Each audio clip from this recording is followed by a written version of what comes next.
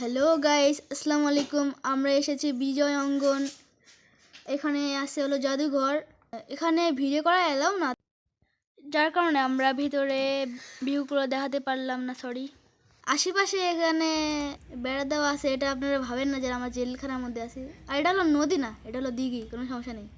আপনারা আবার বলবেন যে এটা কোন নদী, এটা দিঘি।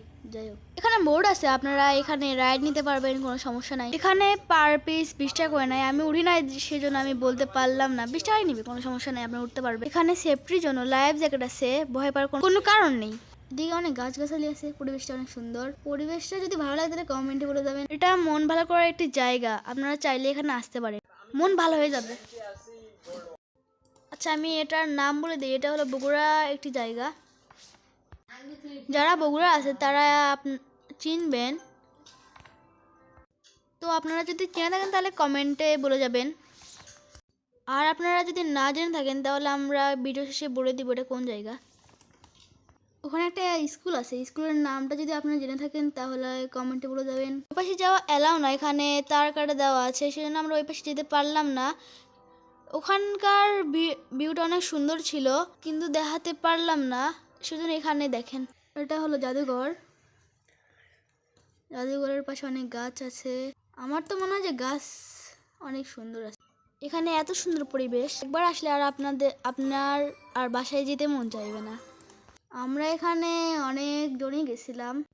আপনারা যারা প্রকৃতি ভালোবাসেন তারা অবশ্যই আসবে এই জায়গায়। এখানে একটা মানুষ দৌড়াচ্ছিল, আমরা ভাবছিলাম যে চোর। আর এটা তো সকালবেলা জগিং করতেছিলাম, আমরা ভাবছিলাম যে চোর। আপনারা এখন একটা মিউজিক শুনে নেন, কোনো সমস্যা নেই।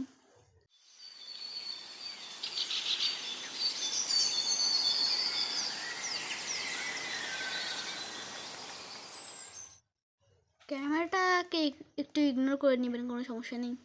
আমরা ভিডিও শেষে বলতে চেয়েছিলাম যে এটা কোন জায়গা। এটা হলো বগুড়া মাঝিরা ক্যান্টনমেন্ট। আপনারা চাইলে আসতে পারেন। এখানে বগুড়া যারা আছেন তারা অবশ্যই আসবেন, এখানকার ভিউ অনেক সুন্দর। সো ভিডিওটা একটু লং হয়ে গেল, সরি। আপনারা সবাই সুস্থ থাকবেন, ভালো থাকবেন, আল্লাহ হাফেজ। আর আমাদের চ্যানেলটা অবশ্যই সাবস্ক্রাইব করে যাবেন। দেখা হবে নেক্সট ভিডিও। আল্লাহ হাফেজ, আসসালামু আলাইকুম।